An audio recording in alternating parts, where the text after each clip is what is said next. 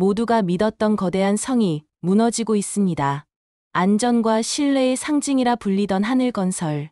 그러나 그 안에서는 썩어가는 비리와 욕망이 들끓고 있었죠.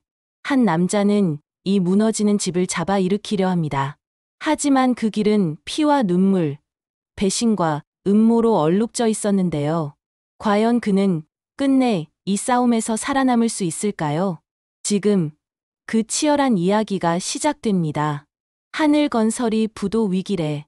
컨테이너 휴게실에서 흘러나온 그 한마디는 철근을 자르는 소리보다 날카롭게 지역의 귀를 파고들었다. 누군가는 농담처럼 던졌지만 지역은 그 말을 허투루 듣지 않았다. 업계 1, 2위를 다투던 회사가 무너진다는 건 상상하기 어려운 일이었지만 동시에 현실이 될 가능성이 큰 일이기도 했다. 퇴근 후 그는 서둘러 휴대폰을 켜 기사들을 검색했다. 화면 가득 실린 제목들이 그의 의심을 확인해 주었다. 미분양 대란, 하늘건설 직격탄 수천 세대 공사 중단, 하청업체들 집단 항해 회장, 신장 질환으로 쓰러져 병원 입원. 손끝이 미세하게 떨렸다. 하지만 그 떨림은 두려움이 아니라 오히려 오래 묻어둔 욕망이 되살아나는 신호였다. 결혼식장에서 버림받으며 무너졌던 자존심, 사랑 없는 결혼으로 안정을 얻으려다 산산조각 난 지난날의 치욕이 떠올랐다. 그 기억이 불쏘시개처럼 다시 타올랐다. 이번에는 다르다. 이번에는 내 힘으로 잡는다. 며칠 뒤 본사 앞을 일부러 지나쳤을 때 지역은 눈으로 직접 붕괴의 현장을 보았다. 정문 앞은 아수라장이었다. 하청업체 사장들과 직원들이 몰려와 대금 내놔라를 외쳤고 일부는 바닥에 무릎을 꿇은 채 울었다. 보안 요원들이 막아섰지만 화분은 깨지고 의자가 날아갔다. 대기업이면 뭐해. 우리 돈도 못 주면서. 그 울분은 생존의 절규였다. 언론은 그 장면을 생중계처럼 퍼뜨렸다. 하늘건설이라는 이름은 더 이상 안전의 상징이 아니었다. 사람들의 눈에는 탐욕의 폐허로 보였다. 병원에서는 회장이 의식을 잃고 산소호흡기에 의지하고 있었다. 이사회는 그 공백을 틈타 권력을 나누려 했고 누가 자리를 차지하든 회사의 몰락은 시간 문제처럼 보였다. 그날 밤 지역은 은호를 불렀다. 카페 창고 불빛 아래 책상 위에는 재무제표와 기사 스크랩이 널려 있었다. 은호야, 하늘건설. 지금 무너지고 있어. 선배, 그 큰 회사가 어떻게 단순한 경기 탓이 아니야. 안에서 골마왔어. 자재비 부풀리고, 유령 협력사 세우고, 리베이트 챙기고, 이건 비리야. 은호는 고개를 저으며 한숨을 내쉬었다. 선배, 결혼식에서 무너졌잖아. 이제 좀 놓으면 안 돼. 지역의 눈빛은 흔들림이 없었다. 은호야, 결혼은 실패했어. 하지만 이번엔 달라. 이번엔 내 힘으로 잡을 거야. 며칠 동안 그는 문서 더미 속에서 살았다. 자재비가 부풀려진 흔적, 유령 협력사의 계좌, 허위 이벤트 명목으로 빠져나간 수십억, 모든 게 도둑들의 놀이터였다. 하지만 증거를 모으려는 순간 보관 창고가 통째로 불탔다. 전기합선이라 발표됐지만 감식반은 속삭였다. 누가 일부러 불을 낸 것 같아요. 현장 점검을 나갔다가 그는 발판 붕괴 사고를 당했다. 철골이 흔들리며 추락했고 정신을 차리니 응급실 천장이었다. 은호가 그의 손을 붙잡고 울었다. 왜 이렇게 무리해? 선배 죽을 뻔했잖아. 지역은 숨을 몰아쉬며 대답했다.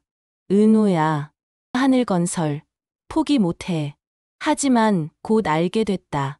발판은 단순히 낡은 게 아니었다. 누군가 고의로 볼트를 풀어둔 흔적이 있었다. 내부에 배신자가 있다. 은호는 또 다른 전쟁을 치르고 있었다. 입양의 진실, 그리고 친모가 고성이라는 사실은 그녀를 무너뜨렸다. 고성이는 차갑게 속삭였다. 이제 알았으니 됐다. 넌 내 딸이야. 내 뜻대로 살아야 해. 은호는 흔들리지 않았다. 난 엄마의 딸이 아니라 나 자신으로 살 거예요. 고성이의 미소는 칼날처럼 차가웠다. 내가 지역 곁에 있으면 결국 내 출신이 드러나고 그는 더 망가질 거야. 선택해. 지역이냐, 내 인생이냐. 은호는 흔들렸지만 피투성이가 된 지역을 본 순간 결심했다. 나는 이 사람 곁을 지킬 거야. 한편 지화는 영라 곁에서 조금씩 마음을 키우고 있었다. 보디가드로 시작한 인연이었지만 서로의 숨결이 가까워질수록 관계는 달라졌다. 비 오는 날, 영라가 물었다. 비 맞으면 뭐가 좋아요? 지화는 서툴게 웃었다. 속이 좀 씻겨요. 그 대답에 영라는 오랜만에 웃음을 보였다. 넌 참 이상해. 날 그냥 사람으로 보니까. 하지만 고성이는 두 사람의 관계를 눈치채고 분노했다.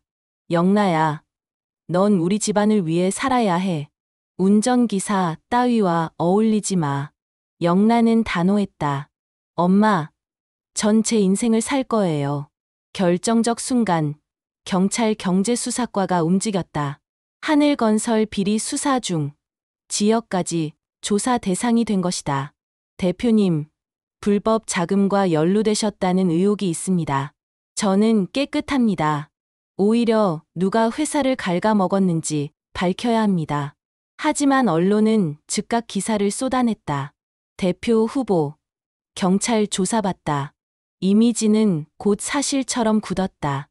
회사는 다시 흔들렸고 일부 임원들은 등을 돌렸다. 성재는 공개적으로 지역을 공격했다. 이 지역은 무모한 모험가일 뿐이다. 하늘건설은 감정으로 살릴 수 없다.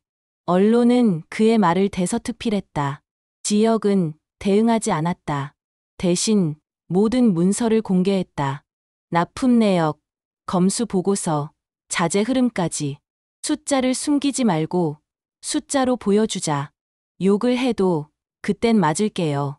그러나 결정의 날을 앞두고 지역의 편에 있던 임원 한 명이 박진석 쪽으로 돌아섰다. 이유는 딸의 유학비. 사람의 약점은 늘 사적인 곳에서 드러났다. 지역은 분노했지만 끝내 말하지 않았다. 대신 더 많은 사람을 설득하려 애썼다.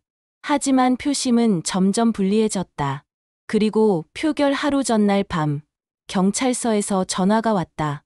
체포영장이 청구될 수도 있다는 소식이었다.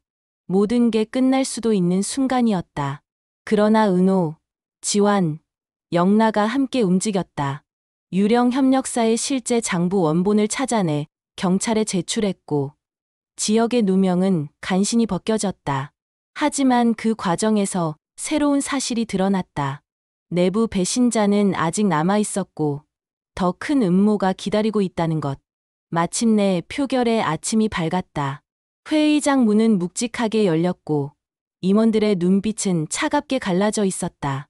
박진석의 자본, 성재의 공격, 고성이의 음모가 모두 그 자리를 덮고 있었다. 지역은 창가에 서서 스스로에게 물었다. 정말 내가 이 자리를 잡을 수 있을까? 사람들의 시선이 그를 향했고 숨 막히는 공기가 회의실을 채웠다. 손끝이 떨리고 시간은 느리게 흘렀다. 그리고 장면은 멈췄다. 과연 이 지역은 끝내 하늘건설을 인수할 수 있을까? 거대한 성은 흔들리고 사람들의 욕망은 불길처럼 번지고 있습니다.